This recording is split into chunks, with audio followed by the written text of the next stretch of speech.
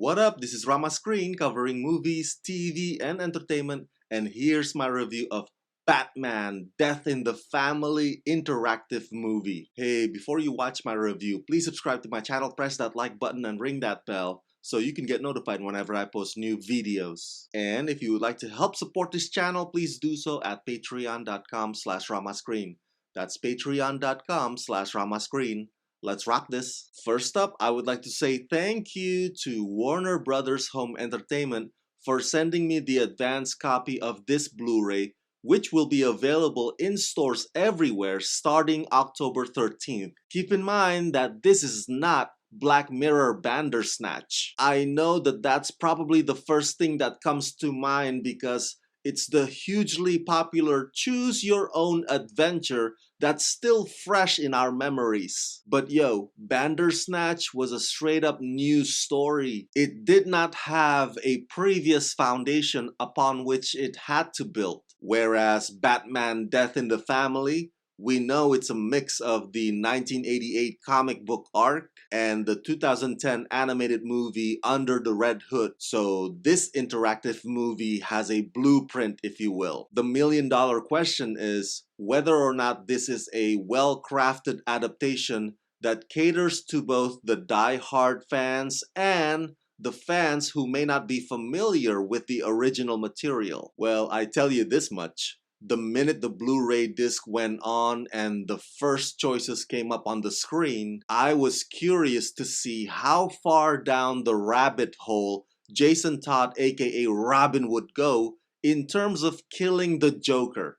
And needless to say, I was not disappointed. That particular path is swift and bloody and unforgiving. I wanted to see Jason wreaking havoc, going all Charles Bronson on every villain, and that's exactly what I got. The other options, well, without giving away too many details, there's one that's kind of sentimental but it never lands, and the other one is Bruce Wayne narrating the story as opposed to the story just develops by itself. And there's some other choices as well down the road. The whole thing supposedly has about 7 alternate endings or so, and although parts of it are somewhat of a follow-up to Under the Red Hood, but Batman Death in the Family does have its unexpected elements, which is a smart move on their part if you want to keep the story or stories engaging. Navigating your way through the different routes is not confusing.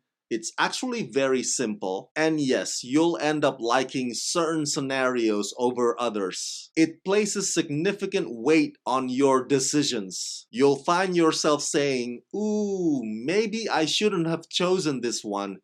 Maybe I should have chosen that instead. None of the story paths feel like a slow burn at all, and the graphic violence is disturbingly entertaining, especially the creative and bloody death scenes of many of the iconic nemesis from Batman's Rogues Gallery. But whatever your decisions are, just know that the core of the story remains the same. It's about the extremely impulsive Jason Todd, driven and blinded by vengeance. So yes, there are several iterations in this movie on how that exactly plays out, but it's still about Jason's rage getting the better of him, which is why this whole interactive thing only gives you the illusion as if you're in control. At the end of the day, it all comes down to that old age argument about the perception of justice.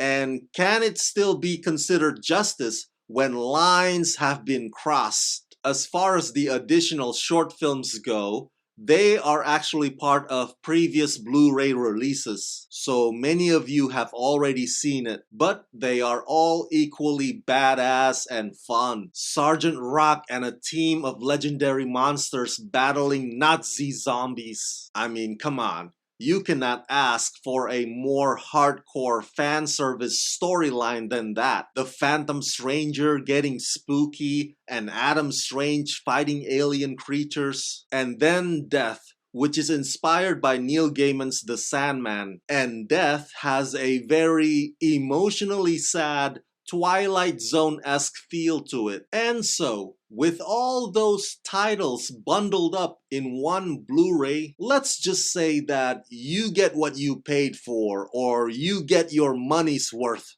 with Batman in the Family. This is DC Showcase at its most epic. I know, I wish the interactive also works on the digital release. I'm not sure why they restrict the interactive only to just the Blu-ray. I mean, having the interactive on the digital would have been more convenient. At least that's how I see it. Oh well. But hey, you will not regret purchasing the Blu-ray because this is a very rewarding DC experience.